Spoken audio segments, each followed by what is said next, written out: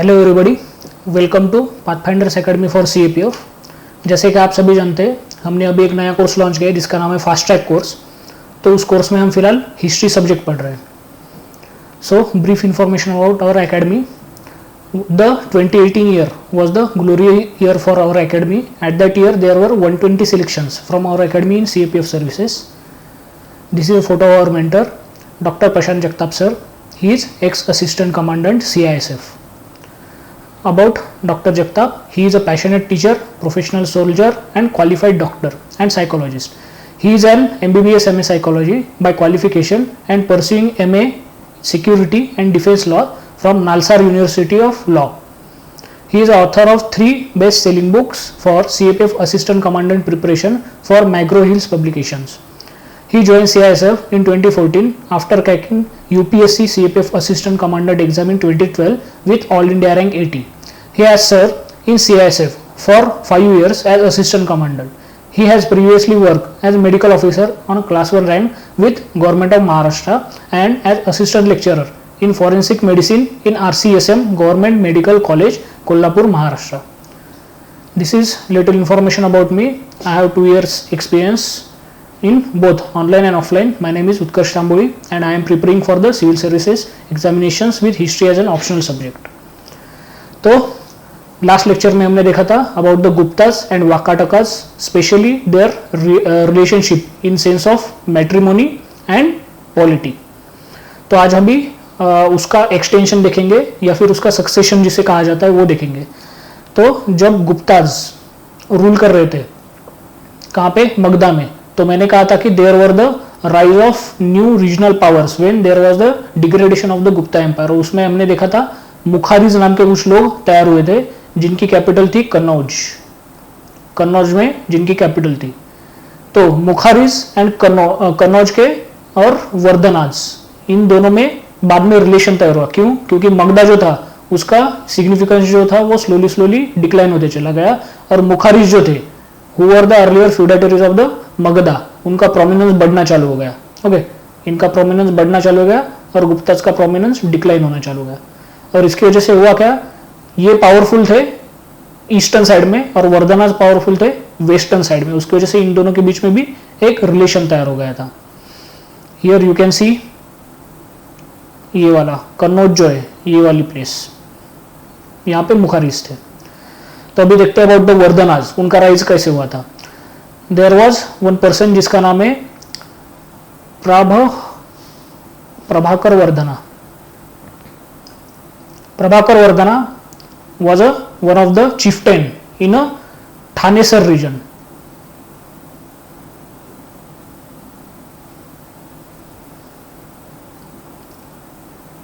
Thanesar region जो था, it is around the Haryana state के अराउंड है ये थानेसर रीजन. तो वहां पे ही was a little chieftain. He belong to one family जिसका नाम है Pushyabhutis. This is a name of family. And Prabhakar Vardhana was the one of the chieftain who belong to this family. तो उसको 3 चिल्ड्रंस थे. सबसे पहला बड़ा वाला था जिसका नाम है राज्यवर्धन, उसके बाद दूसरा है हर्षवर्धन और तीसरे शी वॉज अ डॉटर जिसका नाम है राजश्री. ओके, तो हुआ क्या था, जो मुखारिज थे यहाँ पे हमने देखे थे, तो मुखारिज का जो किंग था उसकी मैरिज हुई थी राजश्री के साथ. पर मुखारिज जो थे उनके अपोनेंट थे गौड़ाज. यहाँ पे अगर हम देखेंगे तो ये रीजन में थे गौड़ाज, उसके बाद यहाँ पे थे मुखारिज. तो थानेसर जो है वो अराउंड ये साइड वाला रीजन है. ओके, तो थानेसर और मुखारिज यानी कि कन्नौज वाले लोग, तो इनमें मैट्रिमोनियल अलायंस था. पर हुआ क्या, ये जो गौड़ाज थे these were the enemies of the Maukharis. तो उसमें वन ऑफ द किंग था शशांक गौड़ा. हमने उसका नाम देखा है जब हमने डिक्लाइन ऑफ बुद्धिज्म देखा था उस टाइम पे. तो शशांक गौड़ा ने क्या किया, कन्नौज पे अटैक किया और इनके किंग को मार दिया और जो उसकी वाइफ थी राजश्री उसको बंदी बना लिया, वॉर प्रिजनर बना लिया. तो अभी सिस्टर को वॉर प्रिजनर बना दिया है. तो उसकी वजह से as a being a elder son Rajyavardhan जो था वो आ गया कन्नौज में और उसने ट्राई किया कि वो गौड़ास पे अटैक करे, पर फिर से शशांक गौड़ा ने उसको धोखे से मार दिया यहाँ पे. तो ऑब्वियसली अभी बड़ा भाई भी गया तो it responsibility came to Harshavardhan. और उसके बाद हर्षवर्धन जो था वो कन्नौज में आया.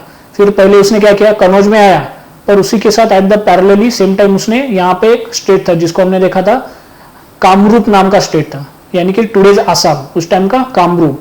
तो उसके साथ कामरूप के साथ हर्षवर्धन ने अलायंस बांध लिया, और अलायंस बांधने के बाद हर्षवर्धन ने कन्नौज से, यानी कि ये साइड से, वेस्टर्न साइड से, और कामरूप ने ईस्टर्न साइड से गौड़ास पे अटैक किया और गौड़ास को खत्म कर दिया।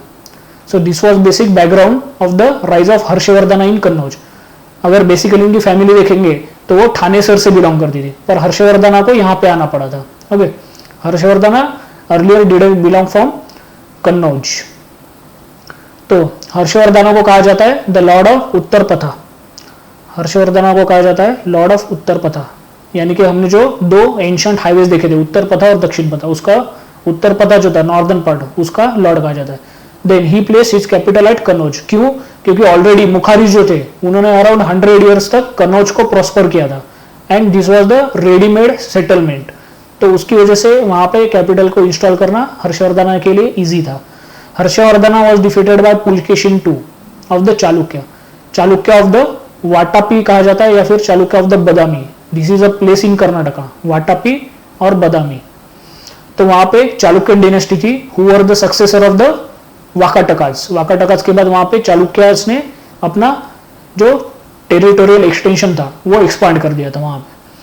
तो उनका one of the prominent king था पुलकेशिन II, उसने हर्षवर्धन को हराया था। Then he had alliance with Bhaskar Varman king of Kamarup, जो हमने यहाँ पे अभी मैप में देखा था कि ये जो अलायंस था इन दोनों के बीच में, ये अलायंस हुआ था during the king named Bhaskar Varman. Then the relations of the Harshavardhan were also with the Tang dynasty of the China. China में उस टाइम पे तांग डिनेस्टी थी, उसके साथ भी अच्छे रिलेशन थे। क्यों? क्योंकि देयर वर 2 पर्सन्स, एक का नाम था हुआन सैंग, सॉरी ये नहीं है, हुआन सैंग, और दूसरा बंदा आया था इसके बाद, उसका नाम है आयत सैंग। तो ये बंदे जो थे they were the kind of ambassadors as well as scholars who came to India to learn Buddhism from the Nalanda university. तो उसकी वजह से बहुत सा कॉन्टैक्ट जो था between the Harshavardhan and Tang dynasty of the China वो बढ़ चुका था। उसकी वजह से they had also good relations. उसी के साथ there was the Persian shah जिसका नाम था तबरील। पर्शियन शाह जिसका नाम था तबरील, तो इसका भी अच्छा रिलेशन था विद द हर्षवर्धन। ओके, उसके बाद हर्षवर्धन के बारे में देखेंगे थोड़ा।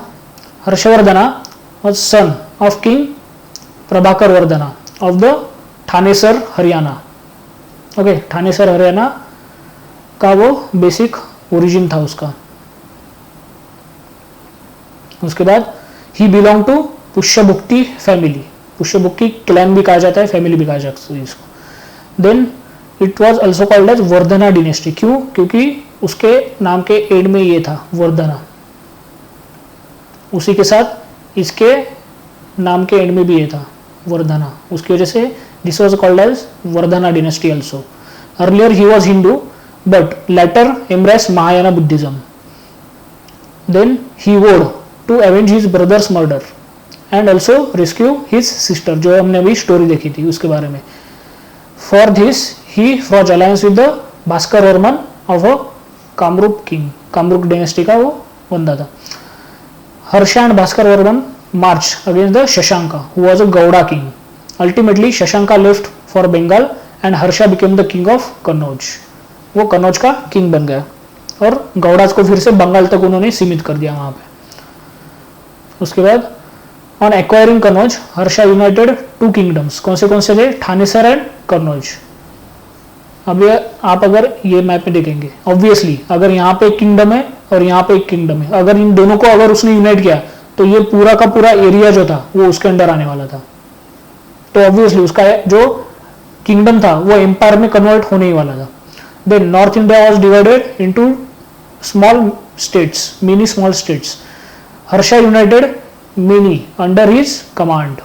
After Shashanka's death, he annexed Bengal, Bihar and Odisha. याद रखो यहाँ पे शशांक को हर्षवर्धन ने मारा नहीं था, शशांका की ऑथराइज डेथ हुई थी और उसके डेथ के बाद ही हर्षवर्धना ने बंगाल, बिहार एंड ओडिशा में अपना एम्पायर एक्सपांड किया था।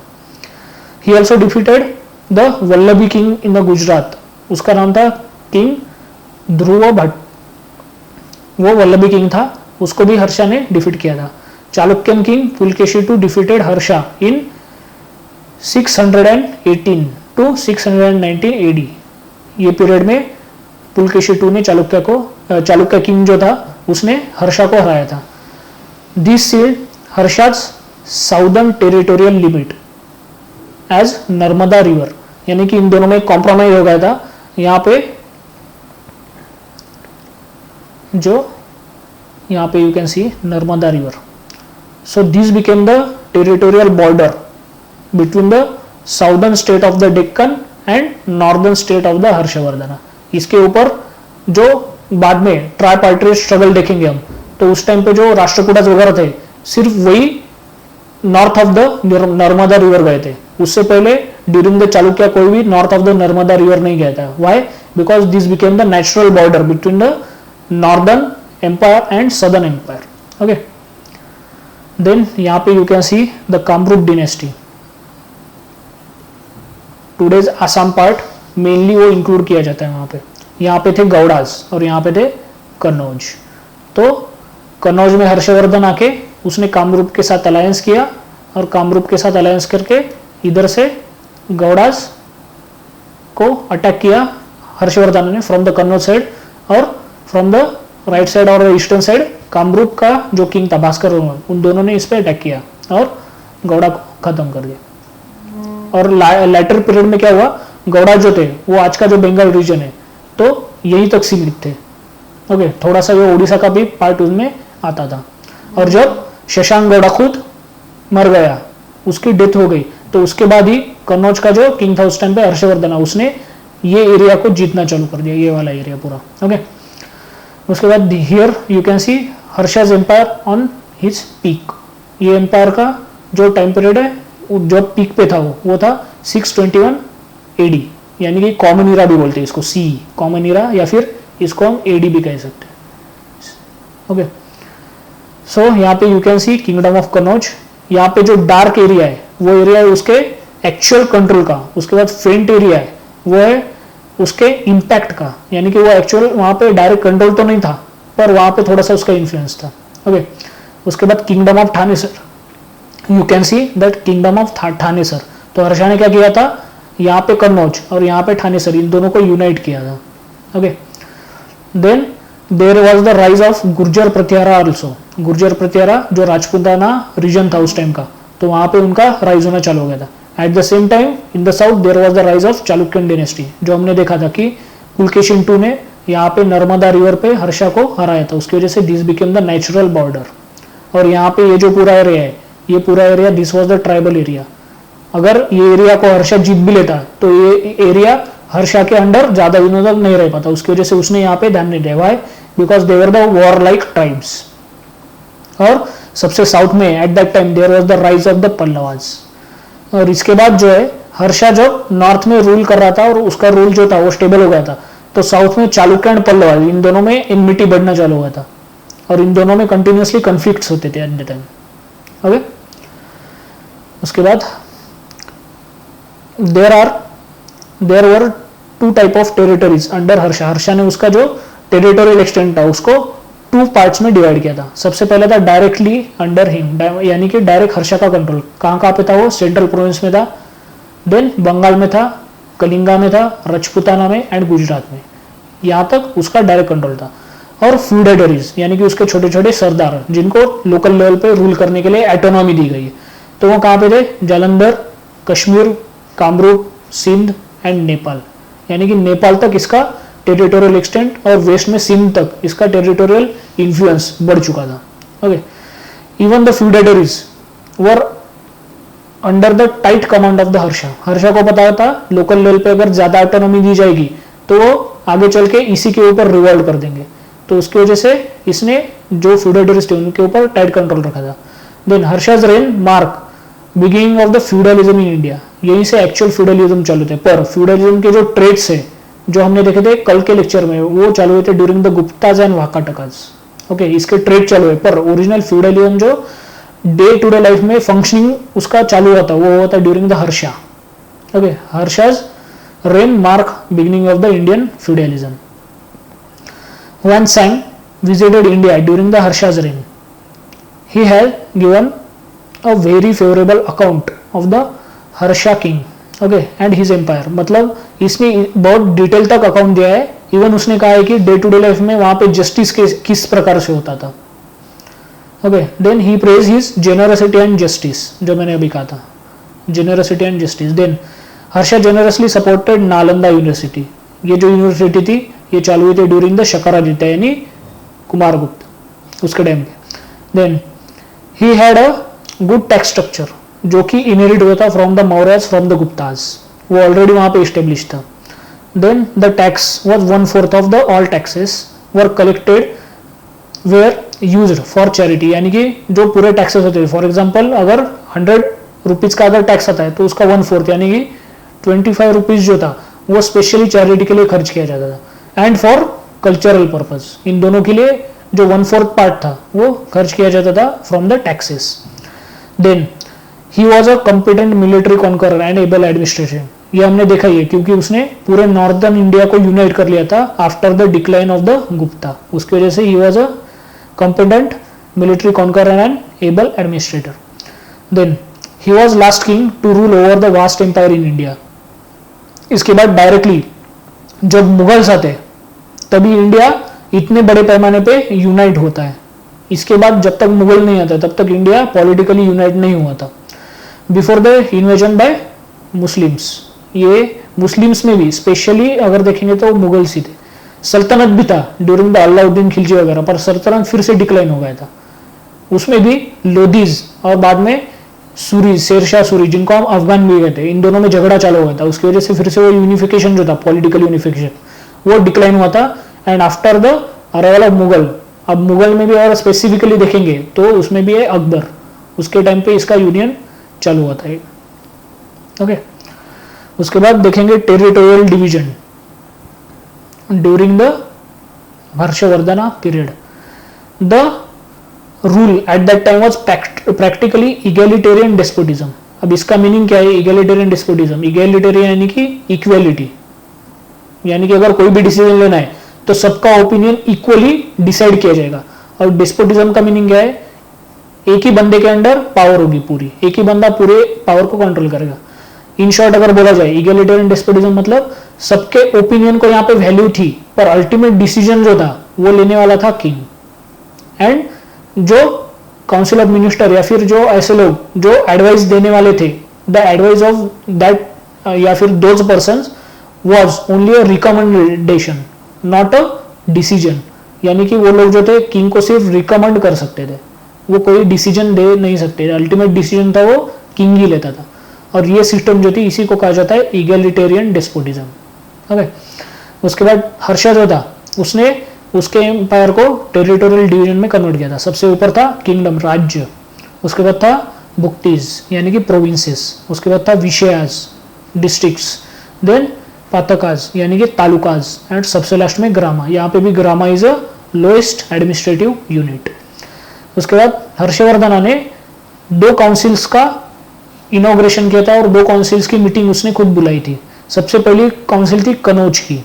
कनौज की काउंसिल में हुआन सैंग को बुलाया था. अब हुआन सैंग जो था वो इंडिया में आया था. उसके बाद उसने क्या किया, वो नालंदा में पढ़ने के लिए वहां पे एनरोल हो गया.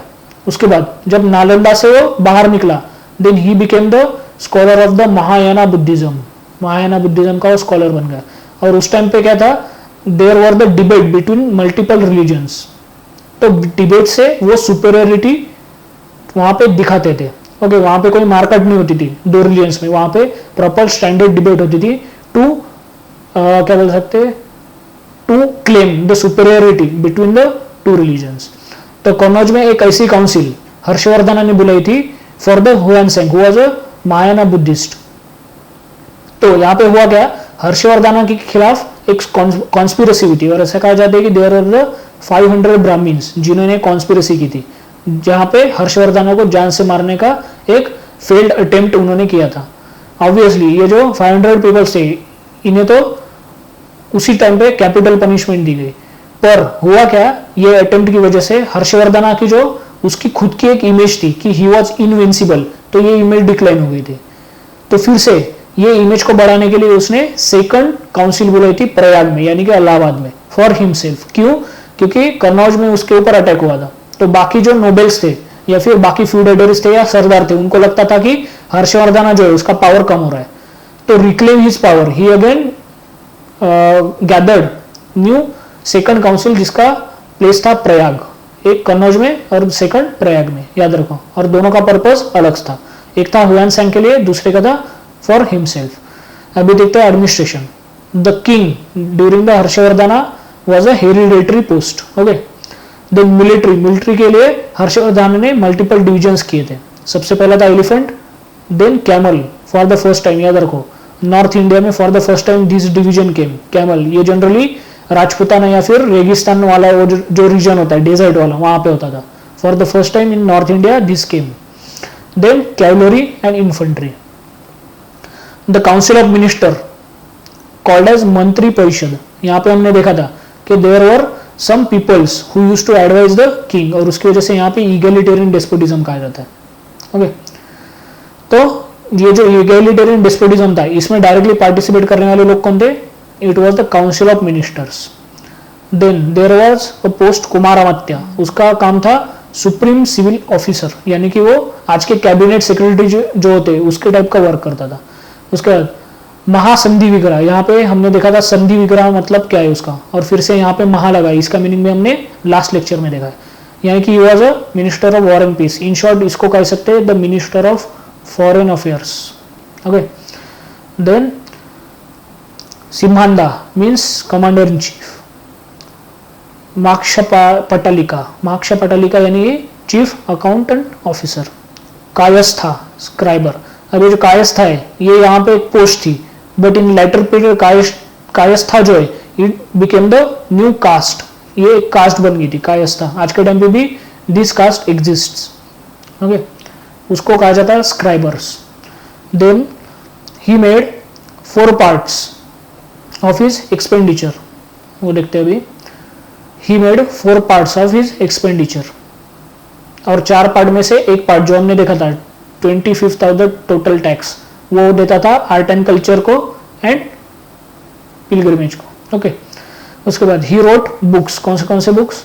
Naganand, Ratnavali and Priyadarshika. These were the 3 books written by Harsha. Obviously अभी उसने तो नहीं लिखे हुए, उसके किसी वर्कर ने लिखा होगा, but he dedicated all these to his king, and that's why we say Harshavardhana wrote 3 books, Nagananda, Ratnavali, Priyadarshika. Short में अगर याद रखना है इसको तो NRP, नागानंद, रत्नावली, प्रियदर्शिका। देन इसके टाइम पे देयर वाज वन पोएट जिसका नाम है Banabhatta. He was one of the able poet and one of the adviser of the Harshavardhana. He also wrote 2 books, एक का नाम है कादम्बरी, दूसरे का नाम है हर्षवर्धन। इसी का दूसरा अल्टरनेट नाम भी हम बोल सकते हैं Harshacharita.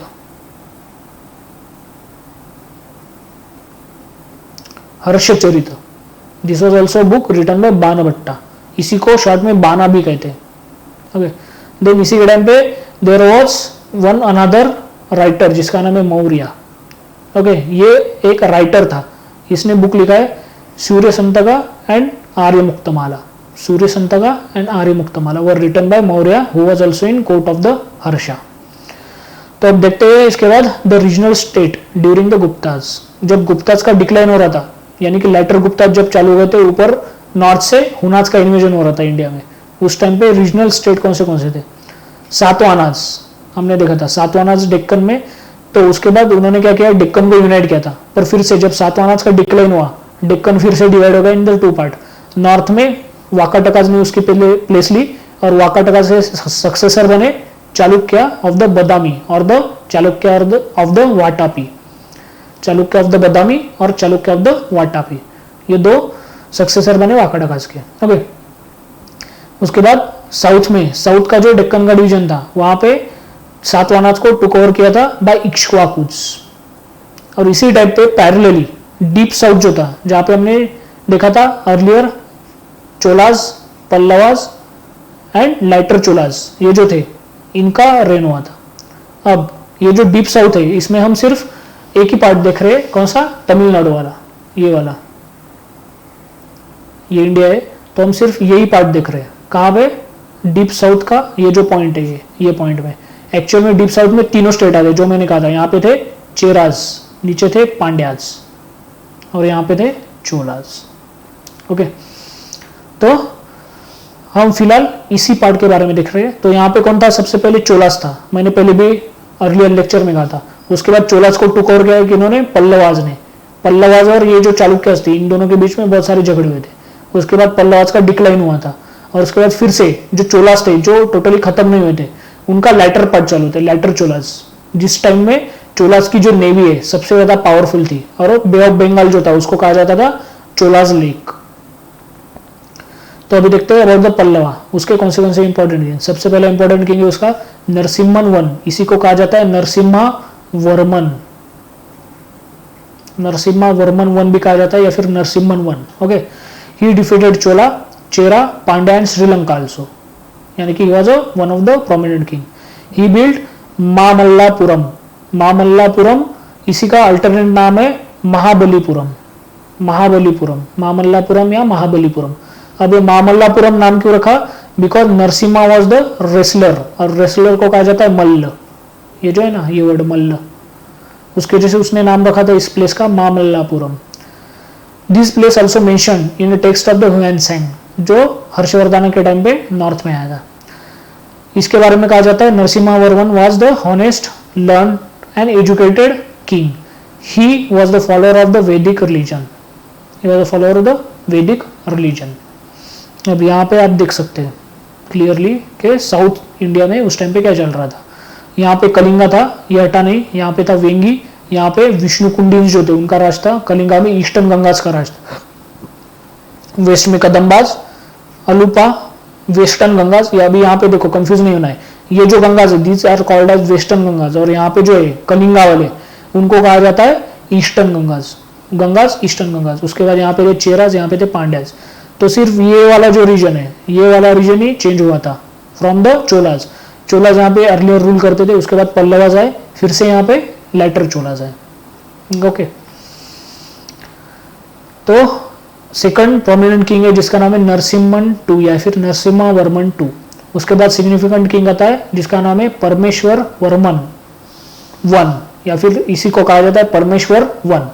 Okay, he defeated by the Chalukyan king Vikramaditya, Vikramaditya one नाम का एक चालुक्यन किंग था जिसने परमेश्वर वर्मन को हराया था with the alliance of the Pandyas.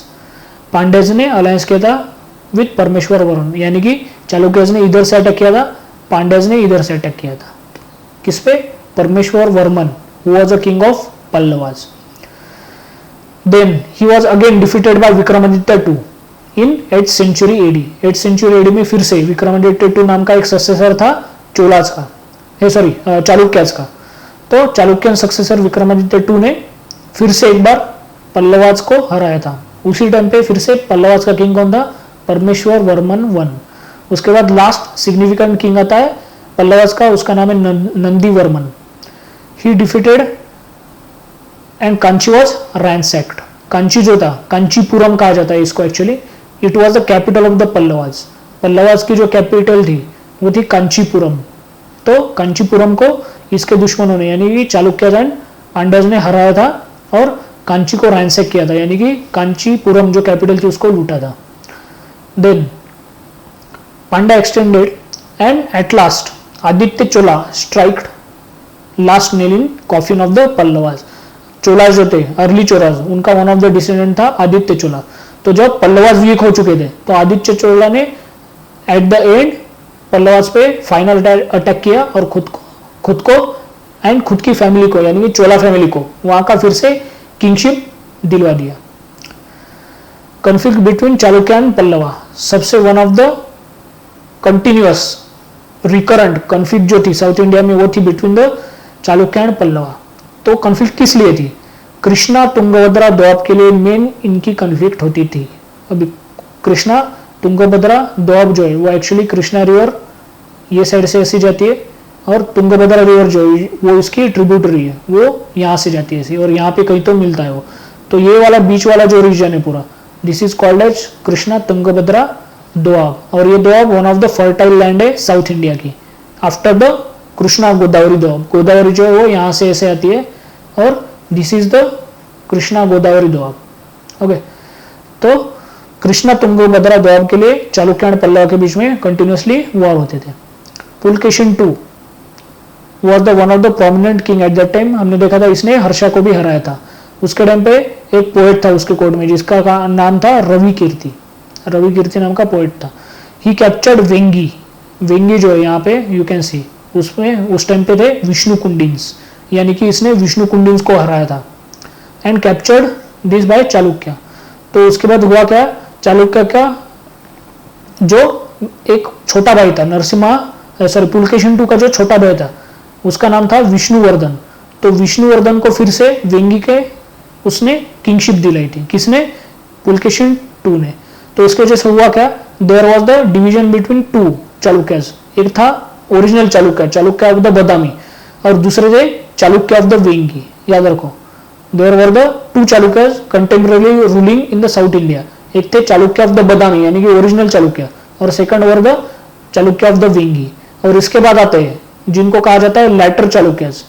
इनका रूल एक्चुअली गुजरात वाले रीजन में था। इनका कहना था कि they are the descendant of the Chalukya of the Vatapi. Okay, तो there were the 3 Chalukyas in the Indian history. एक वाले वाटापी और द बदामी, दूसरे चालुक्य है वेंगी के, जो वेंगी चालुक्यन किंग ने जीता था और उसके भाई को वहां पे थ्रोन दिलाया था। और थर्ड चालुक्य जो थे उनको कहा जाता है लाइटर चालुक्यस, जो मेनली गुजरात वाले रीजन में रूल करते थे। पल्लवा किंग नरसिम्हा वर्मन I, जिसने मामल्लापुरम कैपिटल रखा था, उसने वाटापी कोंडा ऐसा प्लेस जो था उसको नाम दिया था विद द मामल्लापुरम और द महाबलीपुरम। मामल्लापुरम या फिर महाबलीपुरम जो है उसको इसने नाम दिया था वाटापी कोंडा। क्यों? क्योंकि नरसिम्हा वर्मन I जो था, he was one of the formidable king, और नरसिम्हा वर्मन I ने चालुक्यस को हराया था। चालुक्यस को हराया था, उसकी वजह से चालुक्यस की जो कैपिटल थी उसका नाम था वाटापी। तो उसकी वजह से उसने मामल्लापुरम या फिर महाबलीपुरम, उसके आसपास का जो रीजन था उस टाइम का कैपिटल, तो उसको नाम दिया था वाटापी कोंडा, यानी कि ऐसी प्लेस जिसने वाटापी को जीता है। Vatapi was the capital of the Chalukyas, Vatapi Konda. This was the capital of the Pallavas during the Narasimhan या फिर Narasimha I। Later Chalukyan king Vikramaditya II regain all the glory. यहाँ पे हमने ऊपर देखा था कि Vikramaditya I and Vikramaditya II इन दोनों ने परमेश्वर वर्मन को हराया था, who was the descendant of the Narasimha Varman. Okay, तो अभी देखते हैं अबाउट द चालुक्यास। चालुक्यास की प्लेस पता है कहाँ पे? कर्नाटका स्टेट में एक प्लेस है जिसको कहा जाता है बदामी और Vatapi. This is a place of the Chalukya. उनका सबसे one of the formidable king था पुलकेशिन II। इसका टाइम पीरियड है 609 to 642 AD। He was important king. He installed his brother Kubja Vishnu, मैं जो विष्णुवर्धन का था उसका ओरिजिनल नाम था Kubja Vishnu, as a representative in a Vengi, और फिर उसको वहां का थ्रोन दिया गया, and that's why there was the rise of Chalukya of the Vengi. Okay, उसके बाद he killed by Narasimhan I, जो हमने अभी देखा था कि नरसिम्हन I ने जो नई सिटी इंस्टॉल की थी उसका नाम रखा था वाटापी कोंडा। ओके, तो क्यों? क्योंकि नरसिम्हन ने पुलकेशिन II को हराया था और उसको मारा भी था। और ये एविडेंस कब हुआ था या फिर मिलता कब है? 542 की जो राइटिंग्स है उससे पता चलता है कि नरसिम्हन ने पुलकेशिन को मारा था। सॉरी, पुलकेशिन ने इसको मारा था, killed Narasimhan I। Then he had friendship with the Khusrau II of the Persia. उस टाइम पे पर्शिया में जो किंग होते थे उनको कहा जाता था शाह। तो Khusru II was also Shah of Persia. उसके साथ भी पुलकेशिन II के अच्छे रिलेशंस थे। ऐसा भी कहा जाता है कि इन दोनों के बीच में there were the trade relations also. Okay, तो फिर से एक बार देख लेते क्या है। Pulakeshin II 609 642 important king, Kubja Vishnu को इंस्टॉल किया, वेंगी के Chalukya. Then killed Narasimha I, Narasimhan I को इसने मारा था। ओके, नरसिम्हन ने इसको नहीं, ही किल्ड नरसिम्हन वन, भले नरसिम्हन वन ने इसको डिफीट किया था, but still he killed Narasimhan one. कब? ये राइटिंग से पता चलता है हमें 542 AD के। ही had friendship with Khusru II of Persia. इसके बाद आता है इसका डिसेंडेंट विक्रमादित्य वन, बीच में आता है विंध्यादित्य, उसके बाद आता है विजयादित्य, और उसके बाद आता है सबसे इंपॉर्टेंट विक्रमादित्य II। ये जो बीच वाले किंग है इनका लाइफ स्पैन जो है वो छोटा था, ओके, उसकी वजह से इनको कुछ सिग्निफिकेंट करने का मौका नहीं मिला था। उसके बाद Vikramaditya II, he defeated Arab and Pallavas, फिर से इसने अरब एंड पल्लवास को डिफीट किया। ये टाइम पे अरब जो थे वो एज ए ट्रेडर तो आए थे, पर वो उनके साथ आर्मीज भी रखते थे। तो इसने विक्रमादित्य ने क्या किया, अरब की जो आर्मीज है उनको भी डिफीट किया, पल्लवास को भी डिफीट किया। उसके बाद आता है Kirtivarman one, he was defeated by Danti Durga of the Rashtrakuta. Rashtrakuta जो थे earlier they were the feudatories of the Chalukya of the Vatapi या फिर बदामी। जो बदामी के चालुक्य है उनका वो वन ऑफ द फ्यूडेटरी था, पर जैसे ही कीर्तिवर्मन के टाइम पे चालुक्य वीक होने लगे तो दंती दुर्गा नाम का जो बंदा था उसने कीर्तिवर्मन को हरा दिया था, okay. And Danti Durga was also considered as a founder of the Rashtrakuta dynasty in Deccan reason.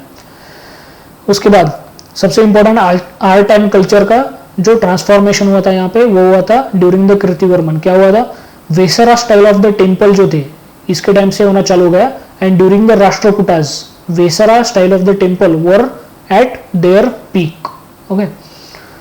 So there are 3 style of the temples. जो नॉर्थ में होता था, नॉर्थ ऑफ द विंध्या, उसको कहा जाता था नगरा स्टाइल।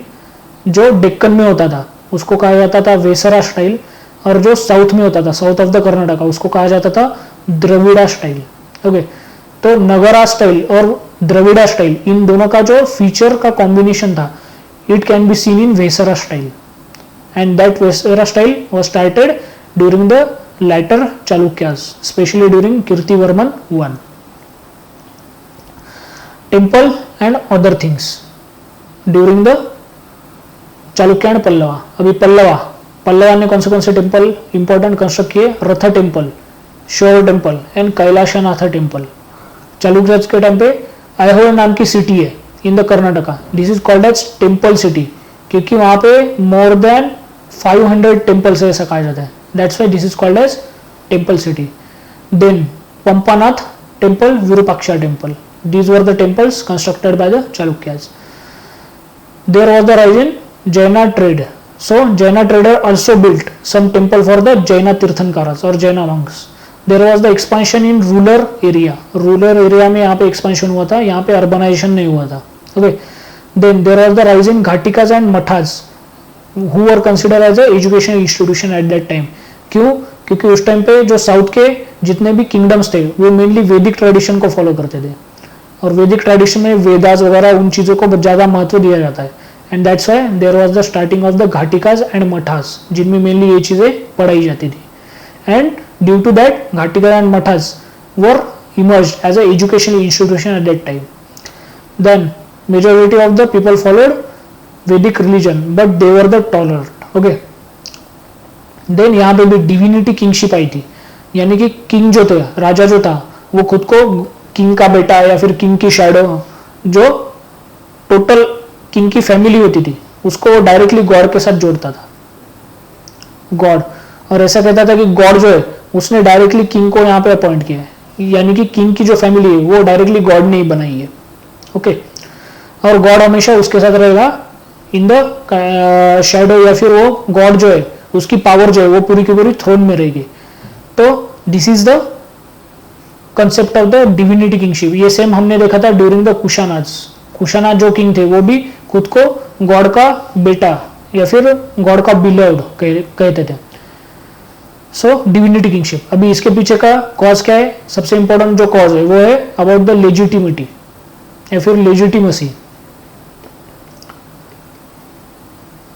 लेजिटिमसी इससे होता क्या था, जब भी किंग खुद को गॉड के साथ जोड़ता था तो वो कॉमन पीपल जो थे उस टाइम पे उनकी नजरों में ऊपर उठता था, यानी कि उसका स्टेटस जो था वो एलिवेट होता था।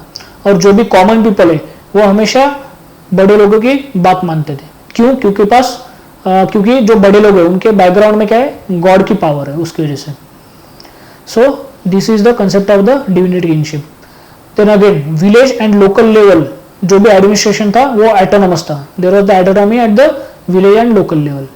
और यही ऑटोनॉमी जो है वो अपग्रेड हुई थी ड्यूरिंग द चोलाज, जो लेटर चोलाज हम देखेंगे बाद में, तो उनके टाइम पे यही जो ऑटोनॉमी है वो इवॉल्व हुई थी, अपग्रेड हुई थी।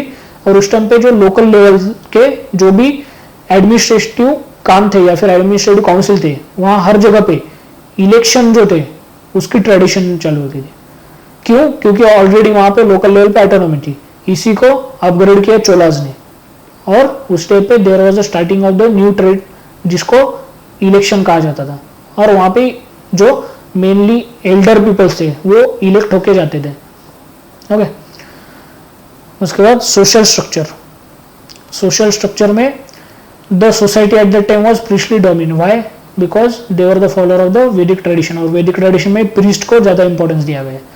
Then Mahajana emerge as general administrative affair person. Mahajanas जो थे वो एक्चुअली उस टाइम के शाहूकार थे या फिर मनी लेंडर्स थे, पर इसी टाइम पे हुआ क्या, वो जनरल एडमिनिस्ट्रेशन में भी थोड़ा थोड़ा इंटरेस्ट दिखाने लगे थे, यानी कि इनके पास पैसा भी था, अब इनके पास स्लोली पावर भी आ रहा था थ्रू जनरल एडमिनिस्ट्रेटिव अफेयर्स। उस टाइम पे there were 3 different councils. Okay, जो भी एडमिनिस्ट्रेशन था उसको कंट्रोल करने के लिए there were the 3 different councils, वो भी देखेंगे। सबसे पहले था उर। इस काउंसिल में कौन होता था? Mainly peasants. यहाँ पे मैटर कौन सा होता था या फिर कौन सी इस पे डिस्कशन होता था? Common land. और इसका हेड कौन था? रिस्पॉन्सिबल विलेजर जो था, यानी कि mainly old person, he used to become a headman of the Ur kind of council. Okay, उसके बाद सभा। सभा में मेनली कौन से सब्जेक्ट होते थे? ब्रह्मदेय एंड अग्रहारा। इसी से पता चलता है कि यहाँ पे सिर्फ जो उस टाइम पे ब्राह्मण्स थे उनको अलाउ किया जाता था। And there was the collective action through collective decision, यानी कि जो भी डिसीजन होता था सभा में वो सर्वसम्मति से, यानी कि ऑल कंसेंसस से होता था। उसके बाद है लास्ट नगरम। नगरम जो था, नाम में ही पता है, नगर यानी कि अर्बन सेंटर। तो यहाँ पे मेनली जो क्या बोल सकते हैं, कलेक्शन होता था या फिर यहाँ पे मेनली जो पब्लिक गैदरिंग होती थी उसमें ट्रेडर्स एंड मर्चेंट जो थे वो पार्टिसिपेट करते थे। किसमें? नगरा के काउंसिल में या फिर नगरम काउंसिल में। There was the increasing Nagaram after the autonomy at the local level, क्योंकि लोकल पॉपुलेशन जो थी उनके ऊपर सेंट्रल कंट्रोल नहीं था, तो उनको ऊपर उड़ने के लिए एंड एक्सपांड होने के लिए ज्यादा स्कोप मिला, and that's why there was the increasing Nagaram in later phase.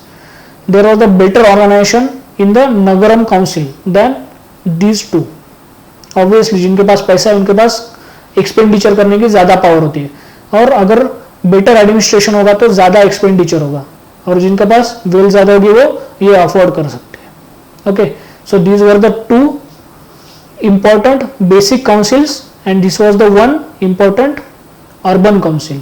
Okay, और ये मिलके तीनों थे जनरल एडमिनिस्ट्रेटिव के 3 important councils which control local administrator या फिर local administration during the South Indian states.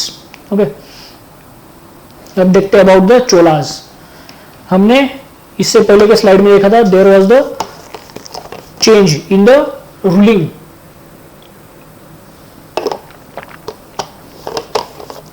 of the coastal Tamil Nadu at that time. Okay, ये वाला रीजन में रूलिंग चेंज हो गई थी। पहले चोला थे, बाद में पल्लव आ गए, फिर से चोला आ गए, और उन्हीं को कहा जाता है letter Cholas.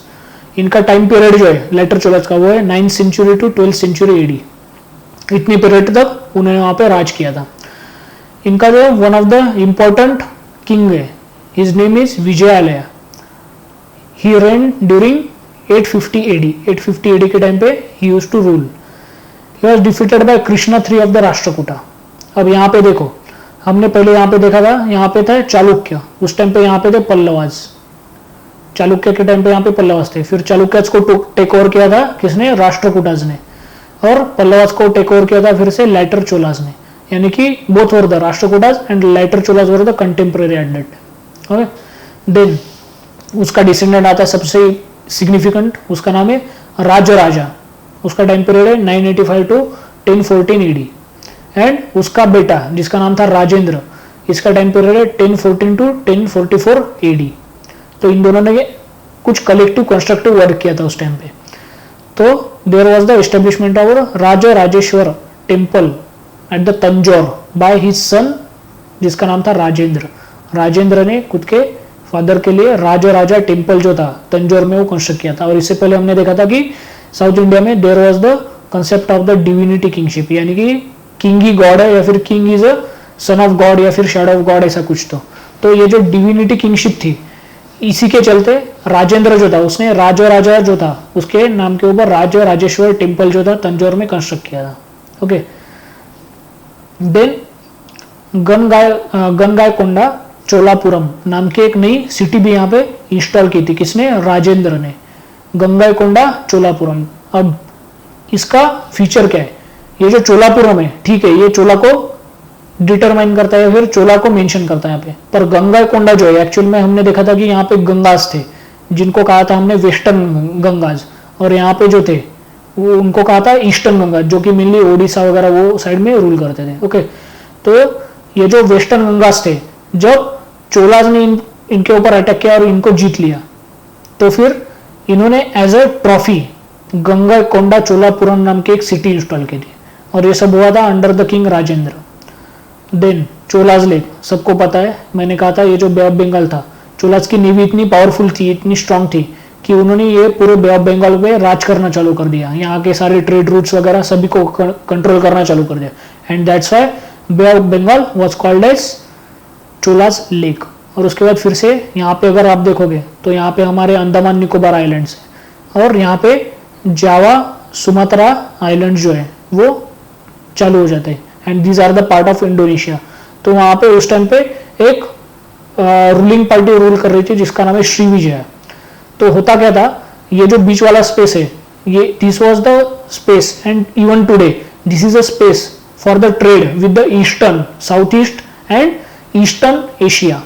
Eastern Asia and south east Asia को अगर ट्रेड करना है तो Andaman Nicobar and Java Sumatra के बीच में जो छोटा सा स्ट्रेट है उससे उनको जाना पड़ता है। उस टाइम पे भी सेम जोग्राफिकल पोजीशन थी। तो होता क्या था, ये श्रीविजया एम्पायर जो था, ये क्या करते थे, यहाँ से जो भी चोलास के ट्रेडिंग शिप्स जाते थे उनके ऊपर आइदर फायर करते थे, उनको कैप्चर करते थे, या फिर उनसे जबरदस्ती टोल वसूल करते थे। तो चोलास जो थे, जैसे ही उनकी नेवी स्ट्रांग हुई, उन्होंने क्या किया, ये जो ट्रबलसम श्रीविजया था इसके ऊपर डायरेक्टली अटैक कर दिया और पूरे इंडोनेशिया को जीत लिया। पूरे इंडोनेशिया को इन्होंने यहाँ पे जीत लिया था, and that's why Indian culture spread in the south east Asia eight that time. Okay, उसके बाद ये हमें पता कहाँ से चलता है, एक लॉन्ग वर्ल्ड इंस्क्रिप्शन मिला है टेम्पल में, राजा राजेश्वर वाले, तो वहां से ये सब हमें चीज पता चलती है। उसके बाद इसका डिसेंडेंट आया जिसका नाम है Kulottunga. He had matrimonial alliance with Chalukya, जो हमने यहाँ पे देखा था कि चालुक्य को टुक ओवर किया था राष्ट्रकूटास ने, पर चालुक्य जो थे वो टोटली खत्म नहीं हुए थे यहाँ पे। तो चालुक्य की छोटी सी ब्रांच जो थी वो वाटापी वाले रीजन में रूल कर रही थी फिल। तो कुलोत्तुंगा ने क्या किया, एक नया पॉलिटिक्स किया। क्या, अगर ये ओरिजिनल किंग को अगर सपोर्ट देगा, यानी कि चालुक्य को सपोर्ट देगा, तो ऑब्वियसली राष्ट्रकूटास को अपना एम्पायर छोड़ना पड़ेगा, ऐसा इसका पॉलिटिक्स था। पर इसका कुछ उतना ज्यादा इंपैक्ट नहीं हुआ था। और कुलोत्तुंगा के टाइम पे Chola sent 70 people embassy to China. ये कब हुआ था, 1077 एडी में हुआ था। 70 लोगों की एक एम्बेसी कुलोत्तुंगा ने चाइना में भेजी थी। अब जब इंडिया में चोलाज रूल कर रहे थे, वो उन्होंने जो रूल किया था वो किया था 13th सेंचुरी एडी तक। यहाँ पे मैंने ऊपर लिखा है 12th सेंचुरी, पर ये 12th सेंचुरी एडी तक जो था वो उनका प्रोमिनेंट रूल था। उसके बाद जो लेटर चोलास थे, जो छोटे छोटे पॉकेट्स में रूल कर रहे थे, उन्होंने रूल करना कंटिन्यू किया था up to the 13th century AD, यानी कि 100 साल बाद तक। उसके बाद जो चोलास थे उनकी जो टेरिटरी थी वो आइदर पांड्या ने जीत ली, या फिर वहां पे नया किंगडम चालू हुआ जिसका नाम था होयसाला किंगडम। होयसाला जो थे उनका अराउंड ये वाला एरिया था, और नीचे वाला जो एरिया था वो जीत लिया था पांड्याज ने। ओके, देन चालुक्य, उन्होंने उनका रूल करना, मैंने जो कहा था ये छोटी सी ब्रांच थी, ये यहाँ पे रूल कर रही थी, उसका जो रूलिंग टाइम था वो था up to the 12th century AD.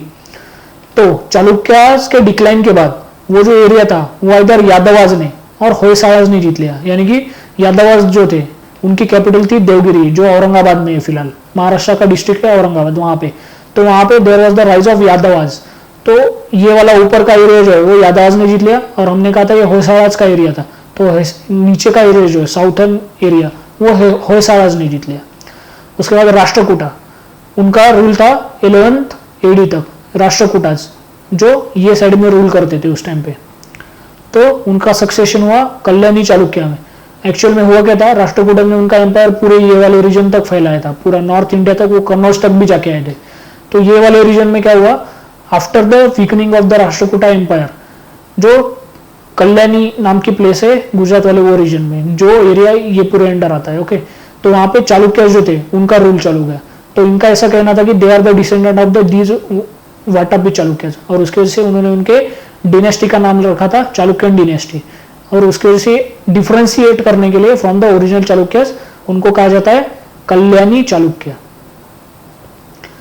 Against Cholas, ये तो सभी को पता है, Rashtrakutas and Cholas were the contemporary, और इन दोनों में हमेशा झगड़े होते थे, ओके। तो उसके बाद देखते हैं चोला गवर्नमेंट। चोला गवर्नमेंट जो थी, चोला किंग जो थे, उन्होंने खुद के एम्पायर को सब डिवीजन लिया था। सबसे पहला था मंडला, उसके नीचे आता था वालनाडु, और सबसे लास्ट में आता था नाडु। नाडु जो था it was a basic unit, जैसा कि हमने ऊपर देखा था ग्रामाज, ग्राम जैसा बेसिक यूनिट था वैसा वहां पे नाडु बेसिक यूनिट था। So Nadu was directly under the royal family member. Royal family member जो था वो नाडुस को कंट्रोल करता था या फिर सुपरवाइज करता था।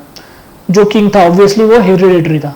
किंग के 3 लिम्स थे, यानी कि मिलिट्री के 3 विंग्स, एलिफेंट, कैवलरी, इन्फेंट्री। ये दोनों तो सब तरफ कॉमन होते हैं, पर साउथ में क्या है, एलिफेंट का पॉपुलेशन उस टाइम पे ज्यादा था, आज भी ज्यादा है पर उस टाइम पे बहुत ज्यादा था। So elephant were used as a better weapon in a war, okay. तो इन्होंने चोलास जो थे उन्होंने रोड पे, इरिगेशन पे ज्यादा फोकस किया था। क्यों? क्योंकि उससे टैक्सेस आते थे, और जितना ज्यादा टैक्स बढ़ेगा उतनी ज्यादा स्टेट की वेल्थ बढ़ेगी। उर was the general village assembly, जो हमने अर्लियर देखा था। Also Sabha and Mahasabha were started organizing at this phase. Then there was the first self-government in the local region during the Chola dynasty. Okay. क्यों? क्योंकि उनको autonomy दी गई थी। तो ऑटोनॉमी की वजह से हमने अर्लियर स्लाइड में देखा था, ज्यादा ऑटोनॉमी देने की वजह से वहां पे एक नई ट्रेडिशन चालू की थी इलेक्शन की। तो अभी उसका थोड़ा डिटेल देखते हैं। तो ये जो ऑटोनॉमस गवर्नमेंट होती थी लोकल लेवल पे, उसकी एक एग्जीक्यूटिव कमेटी होती थी। ये कमेटी क्या करती थी, जो भी कॉमन या फिर पूरे ओवरऑल पीपल के कंसेंसस से डिसीजन लिए जाते थे, वो डिसीजन को इंप्लीमेंट करना ये एग्जीक्यूटिव कमेटी का काम था। उसके बाद इलेक्शन जो होते थे उसकी मेथड थी लॉट्स मेथड। अगर फॉर एग्जांपल 4 पीपल है तो 4 पीपल में लॉट्स डाले जाते थे, तो 4 में से कोई एक चुन के आता था। पर रिपीटेडली अगर एक ही बंदा चुन के आ रहा है तो उसमें रोटेशन किया जाता है। फॉर एग्जाम्पल अगर ये चूज करके आता है तो ये रिपीटेडली अगर चूज करके आ रहा है तो इसका जो चांस होगा वो बाद में ये बंदे को दिया जाएगा। So election by lots and rotation. Then जो लोकल सेल्फ गवर्नमेंट थी उसका टेन्योर था 3 years, and this local self government was also assisted by assistant committees. यहाँ पे अलग अलग असिस्टेंट कमिटी थी जो ओरिजिनल जो self government main village level पे रूल करती थी उसको असिस्ट करने के लिए, या फिर वर्कलोड जाता उसको रीडिस्ट्रीब्यूट करने के लिए ये कमिटी वर्क करती थी। कल्चरल इवोल्यूशन देखते हैं अभी। कल्चरल इवोल्यूशन में during the Cholas there was a rise in Dravida architecture, also rise in hugeness. अगर साउथ के टेम्पल देखोगे तो उनका जो शिखर होता है जिसको विमाना कहा जाता है साउथ में, ये जो टेम्पल के ऊपर का गर्भगृह के ऊपर का शिखर होता है ये ऊपर ही ऊपर बढ़ता चला गया इसके बाद। That's why there was the rise in hugeness. Also there was the rise of a concept of देवदासी। आज के टाइम पे भी बहुत सारी जगहों पे, पर उस टाइम पे देवदासी जो थी वो सोसाइटली या फिर सोशली एक्सेप्टेड थिंग थी, पर आज के टाइम पे जो देवदासी है it is not socially accepted thing and this is a crime today, okay. Then Chalukyan styled yaksha and yakshini जो है वो मिले हमें होयसाला के किंगडम के जो भी आर्किटेक्चर है उसके अंडर, यानी कि इन शॉर्ट अगर बोला जाए तो Hoysalas adopted the art and culture of the Chalukya. उसके बाद गोमतेश्वर में जो बाहुबली की बड़ी एकदम मोनोलिथिक स्टैचू है, वो स्टैचू कंस्ट्रक्ट की थी बाय द गंगाज, जो वेस्टर्न गंगाज हमने देखे थे, जिनको जो चोलास थे उन्होंने कॉन्कर किया था, और उसके बाद उन्होंने उनके सिटी का नाम रखा था गंगाईकोंडा चोलापुरम। ओके, उसके बाद one of the well popular Nataraja bronze image जो थी, वो चोलास के टाइम पे ही मिंटिंग करना उसका चालू हो चुका था। क्यों? क्योंकि चोलास के टाइम पे जो मेटलर्जी थी उसमें बहुत एक्सपर्टीज, स्पेशलाइजेशन आ चुका था। There was the rise of Bhaktism in south India. South India में इसके बाद भक्तिज्म राइज होता है, and around 13th century AD there was the peak of the bhakti movement in south India. और ये स्लोली स्लोली फिर नॉर्थ इंडिया में भी गई थी, लाइक कबीर, संत मीराबाई वगैरह, they were also belong from the bhakti movement. Then there was the rise in Kadambas, they were the classical people, और उन्होंने classical style of Ramayana in Tamil language लिखा था। अब कदम्बाज जो थे, जो यहाँ पे मैप है देखो, हमने जो देखा था कि गंगा जो पीपल थे ओरिजिनली, गंगा का रूल जो था वो ये रीजन में था, सेम रीजन में फिर से कदम्बाज का रूल लाया गया था। अब कदम्बाज को एस्टेब्लिश किसने किया था? उसका नाम है मयूरेश रमन। तो उसके पीछे एक थ्योरी है, ऐसा कहा जाता है कि मयूरेश रमन जो था वो पल्लवाज की जो कैपिटल थी कांचीपुरम, वहां पे पढ़ने के लिए आया था। ओके, उसके बाद उसने थोड़ी देर तक चोलाज का जो एम्पायर था या फिर किंगडम था उसमें भी अपना वक्त गुजारा था, पर बहुत बार क्या हुआ, इसकी इंसल्ट हुई थी मयूरेश रमन की। तो उसकी वजह से इसने क्या किया, एवेंज लेने के लिए खुद का एक नया किंगडम बनाना चालू किया, और उसी किंगडम को उसने नाम दिया था Kadambas. There were 3 important Tamil poet existed during this period. उनका नाम था Pampa, Ponna, Rama. These are the 3 jewels of the Tamil language. Okay, उसके बाद Nannaya of the Chalukyan Telugu version of the Mahabharata. Mahabharata जो है उसको चालुक्य ने तेलुगु वर्जन में कन्वर्ट किया, और उसका नाम है नन्निहा। तिक्कन्ना नाम का एक बंदा था, he wrote Tamil Ramayana, he wrote Tamil Ramayana. यहाँ पे हमने देखा कदम्बाज ने भी तमिल रामायण की क्लासिकल स्टाइल को लिखा था, पर तमिल रामायण जो है वो लिखा है एक्चुअल तिक्कन्ना ने, और यहाँ पे क्लासिकल स्टाइल लिखी गई है। ओके, अदर कंपोनेंट, और अदर कंपोनेंट क्या कहते हैं? सबसे पहला आता है प्रीफिक्स अधिकारी। यहाँ पे यानी कि चोलास के टाइम पे जितने भी एडमिनिस्ट्रेटिव ऑफिसर थे वो खुद के नाम के सामने अधिकारी लगा देते। ओके, उसके बाद पेरुंड्रम नाम का एक डिवीजन था, जिसमें कि अपर ग्रेड या फिर क्लास 1 क्लास 2 वाले उस टाइम के जो अपर क्लास वाले ऑफिसर थे उनको रखा जाता था। अब इसमें दोनों ऑफिसर आ गए, इसमें सिविल वाले ऑफिसर भी आ गए, क्रिमिनल साइड वाले भी ऑफिसर आ गए, और उन सबको हायर ऑफिशियल को कहा जाता था पेनुंड्रम। और जो लोअर ग्रेड वाले ऑफिसर थे CD क्लास वाले, तो उनको कहा जाता था सिरुत्रम, पेनुंड्रम, सिरुत्रम। उसके बाद इसी टाइम पे मिडल मैन्स का राइज हुआ था, जिनको फारसी में दलाल भी कहा जाता है, और इंग्लिश में उनको कहा जाता है ब्रोकर्स। उनका भी यहाँ पे राइज होता, पर इनका राइज जो था वो प्रॉपर इंस्टीट्यूशनल हुआ था। आज के टाइम पे बहुत बार ब्रोकरेज जो it is a criminal offence. Okay, तो उस टाइम पे ऐसा नहीं था, उनका प्रॉपर इंस्टीट्यूशनलाइज राइज हुआ था। सबसे बड़े यानी कि नेशनल लेवल पे वर्क करने वाले, उनका नाम क्या था? मंडल मुड्डे। उसके बाद प्रोविंसेस लेवल पे काम करने वाले, उनका नाम था नाडू वेगाई। और लोकल लेवल पे जो थे उनका मिडल मैन, उनका नाम था मध्यस्थ। नाम से ही मध्यस्थ यानी कि मिडल मैन। तो ये क्या करते थे? ब्रोकरेज या फिर broking. Then there are also rise in bhakti movement. Okay, so this was about today's lecture. I hope आपको समझा होगा। Stay tune for next lecture. Okay.